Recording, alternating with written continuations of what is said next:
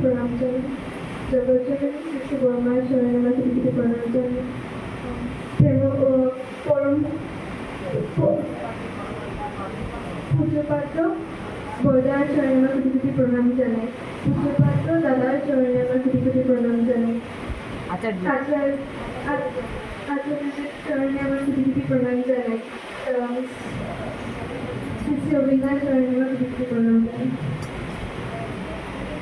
এখানে বসে সকলকে আমার প্রণাম জানাই। আপনার সবাই আসলে আমার খুব ভালো লেগেছে। আমার আজকে এই জন্মদিনে আপনারা সবাই এখানে এসে আমার এই দিনটা এরকম ঠাকুরের কাছে আমার জন্য এরকম প্রার্থনা করলেন। আমার ঘরের সবার জন্য আপনারা নাম করলেন। আমি আপনাকে সবাইকে প্রণাম চাই। তো আজকে আমাকে দিদিমণি বললো যে আজকে আলোচনা এখানে আমি করতে। তো আমি বললাম যে আমি কি করবো, আমি তো কিছু জানি না ঠাকুরের। তো বললো তুই জানিস না, ঠিক আছে, তুই যে দেওঘরে গেছিস এটার এক্সপিরিয়েন্সটা দেখো। তো আমি বললাম ঠিক আছে। আমি ক্লাস 10 পাস করার পরে আমি এবার গেছিলাম। তখন আমি অভিন্দার কাছে গিয়ে আমি বললাম, না উনি আমাকে বললেন তুই কি করছিস। আমি ভাবিনি যে আমি ওনার কাছে গিয়ে আমি নিবেদন করতে পারবো, কিন্তু উনি ওনার কাছে যখন আমি গিয়ে প্রণাম করছি উনি নিজের থেকে আমাকে জিজ্ঞেস করলেন কি তুই তো শ্রীপালির মতন দেখতে, তুই শ্রীপালির বোন না? হ্যাঁ আমি শ্রীপালির বোন। তোমাকে জিজ্ঞেস করলো যে তুই কি পড়ছিস, কি পড়ার ইচ্ছা। তো আমি বললাম সব কিছু। তো আমাকে উনি বলেও দিলেন যে এগুলো কর। দেন ওনার মতো আমি সব কিছু করলাম। তো আমি এই বছর 12 পাস করলাম। উনি আমাকে বললো যেটা পড়তে আমি এটাই নিলাম। নিয়ে এখন আমি যখন আমি এক্সাম শেষ করলাম আমার হঠাৎ করে মানে চিন্তা যে আমি কোন কলেজে যাবো। আর কলেজ তো বহুতটাই আছে, এখন কোনটাতে যাবো এটা তো এক মাথায় না আমার। তো তো আমার বাবা বললো যে তুই তোর যেটা ইচ্ছা তুই এগুলোতে দে, পড়ে দেখা যাবে। তো আমি 2-3টা ভালো চুজ করে আমি এগুলো সব ইন্টারভিউ এন্ট্রেন্স সব কিছু দিই। তারপরে আমি মোটামুটি সপ্তাহের মধ্যেই পেয়েছি। তো এরপর যখন সপ্তাহের মধ্যে পেয়েছি এবং কোনটার মধ্যে যাবো, তো এরপর হঠাৎ করে মাথার মধ্যে আসলো আমাকে যখন অভিজ্ঞতা বললেন যে এই কোর্সটা নিয়ে পড়তে, তখন আমি ওনাকেই জিজ্ঞেস করি যে আমি কোনখানে গিয়ে পড়বো, কোনখানে গেলে আমার ভালো হবে। তো হঠাৎ করে আমরা তাড়াতাড়ি সব টিকিট করে আমি বাবা হুসুল করে গেলাম, জানিও না ওরা থাকবে কিনা না। এরপর ট্রাই করলাম কি যদি থাকতে পারে তো তো খুবই ভালো হয়। তো আমরা আগে টিকিট করে নিয়েছি। তো টিকিট করার পরে আমরা ট্রেনের মধ্যে যেতে হঠাৎ করে পাপা দাদাভাইকে ফোন করলে এইসব বললো। আর দাদাভাই তো দেওঘরের মধ্যে আছে। তো দাদাভাই বললো যে গোবিন্দটা বেরিয়ে যাবে, আমরা মানে দেওঘর যাওয়ার আগেই বেরিয়ে যাবে। তো বললো যে এসে লাভ নেই, আগে সব কলেজ দেখে নেবো কলকাতার মধ্যে। তো কলকাতার মধ্যে গেলাম 3-4টা কলেজ, ভেবেছি 2-3 দিন মধ্যে ওদের 2-4টা কলেজ আমার দেখা হবে। কিন্তু ভাগ্যিস যেদিন গিয়ে আমরা পৌঁছেছি দিন লাগেজ নিয়ে আমি বাবা সব কলেজের মধ্যে গিয়ে সব কিছু বুঝে মানে পড়াশুনো কি হবে, কোথায় থাকবো, কি করবো সব কিছু দেখে সবটাই দেখলাম। দেখে সবটাই ভালো লাগলো, কোনোটাই এরকম না যে খারাপ লাগে না। তো এখন তো আমরা মানে মুশকিলে পড়লাম যে এখন তো কি করবো। তো তো বললাম যে চলো এখন গিয়ে দেখি কি বলে কিনা, আর পারছি না আমি আর ভাবতে। তো বাবা ওই দিন টিকিট করলে আমরা দুপুরবেলা গিয়ে পৌঁছলাম। তো অভিজ্ঞতা নেই, কিন্তু ভাগ্যিস আমরা আচার্যদেরকে পেয়ে গেলাম। তো ওই দিনই নাচমণ্ডলের মধ্যে উনি বসেছিলেন। তো আবার কিছু আমার মতনই আছে যারা এরকম পাস করেছে, ওরাও গিয়ে বলছে। তো আমিও চুপচাপ লাইনের মধ্যে দাঁড়িয়ে আমি আমার টার্নের জন্য বসেছিলাম। তো আস্তে আস্তে আস্তে আস্তে আমার সামনে একটা মেয়ে ও বললো। তো উনি হঠাৎ করে জানি না মানে আমি কোনদিন ভাবিনি যে আমাকে কোনদিন বলবে যে তুই মানে মুখস্থ করিস না তুই বুঝে পড়িস। আমি মাথায় ভাবছি যে ইতে দিয়ে কি করবে যে আমি মুখস্থ ভাবে শিখি বা এরকম করি। তো ওকে জিজ্ঞেস করলো। তো এরপর ও বললো যে না, ও মানে মুখস্থ শিখে, তোকে বললো যে না, মুখস্থ শিখলে তো হবে না, তুই বুঝবি না, তোর ভুলে যাবি, তোর তো বুঝে বুঝে পড়লে তুই এটাকে বানিয়ে লিখতে পারবি, আরো বুঝতে পারবি। মার্কস পাওয়াটা বড় কথা না, তোর বোঝাটা ইম্পর্টেন্ট, তুই কতটুকু জ্ঞানটা নিচ্ছিস ওইটা ইম্পর্টেন্ট। মার্কস তো সবাই পায়, কিন্তু ওইটা ইম্পর্টেন্ট না। তো উনি এটা বললো, এটা আমার খুব ভালো লাগলো শুনতে। তো এরপর আস্তে আস্তে আমার টার্ন হলো। তো সামনে যে বসে থাকে, যে মানে আচার্যদেরকে মানে কথা পাস করে, উনি আমাকে বললো থাকতে পারবে, কাপড় ধুতে পারবে, তুমি তোমার নিজের কাজ করে যেতে পারবে। আমি বলে হ্যাঁ, আজকে আমি পারবো। আমি আমি এতটুকু তো সাহস আছে যে আমি বাইরে গিয়ে আমি এসব করতে পারবো। তো বলে আছে ঠিক আছে, আচার্যদের একটু বললো। তো আমাকে উনি মানে খুব সুন্দর করে বুঝালো যে আমি একদম বলেছি যে আমি তিন চারটা কলেজের মধ্যে নাম দিয়ে আমি বলেছি। আমি তো ভাবলাম যে আমাকে একটা নাম বলে দেবে যে এই কলেজে তুই যা, কিন্তু আমাকে এরকম বলে আমাকে বলেছে যে তুই কলেজে গেছিস, তখন কোন কলেজ থেকে তোর ডিস্টেন্সটা সামনে হবে, তোর কোন কলেজ থেকে তোর আসা যাওয়ার সুবিধা হবে, কোন কলেজে থেকে তুই ভালো করে খেতে পারবি, থাকতে পারবি।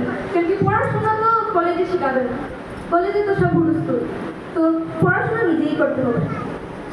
তো যেখানে তুই থাকতে পারবি, খেতে পারবি, ডিস্টেন্সটা ভালো, যেখানে মানুষ ভালো আছে, ওইখানে গিয়ে তুই মানে থাকার ট্রাই কর। তো এরকম উনি আমাকে মানে বহুত কিছু বলেন, যে আমাকে এরকম বলে দিয়েছেন যে কোন সাইডে গেলে রেন্ট কম হবে, কোন সাইডে গেলে রেন্ট কম হবে না। তো এরকম সব কিছুই দেখা হলো। তো এরপর যখন বুঝেছি যে উনি আমাকে বলছেন যে আমার থাকাটা ইম্পর্টেন্ট, কিন্তু পড়াশুনো তো আমাকে কেউ ভুলিয়ে খাবিয়ে আমি তো আর খেতে পারবো না, সব তো নিজের উপরে।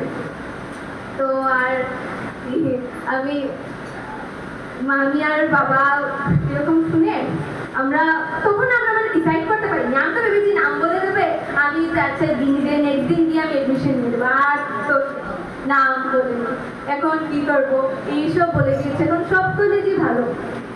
তো এরপর রাত্রেবেলা আমি, বাবা, দাদাভাই, দিদিভাই সবাইকে আমরা কনফারেন্স নিয়ে আমরা সবাই বসে আমরা ডিসকাস করছি এই কথা, যেগুলো আমাকে বলেছে এই কথা সব ডিসকাস করতে করতে করতে করতে এরপর হঠাৎ করে বুঝলাম যে উনি যখন এত করে বলছেন যে যেখানে থাকা খাওয়া ভালো হয়, তুই সুস্থ থাকতে পারবি, যেখানে তোর মানে মা বাবার টেনশন নিতে পারবে না যে তুই কিরকম আছিস, খাচ্ছিস, কি কি করছিস। তো করে একটা কলেজ পেলাম যেখানের মধ্যে একটু কস্টলি, কিন্তু মানে মানে ক্যাম্পাসের ভিতরেই হোস্টেল, দুই পাড়া দিয়েই আমার বিল্ডিং আছে, যেখানে আমি তাড়াতাড়ি গিয়ে আমি অ্যাটেন্ড করে নিতে পারি।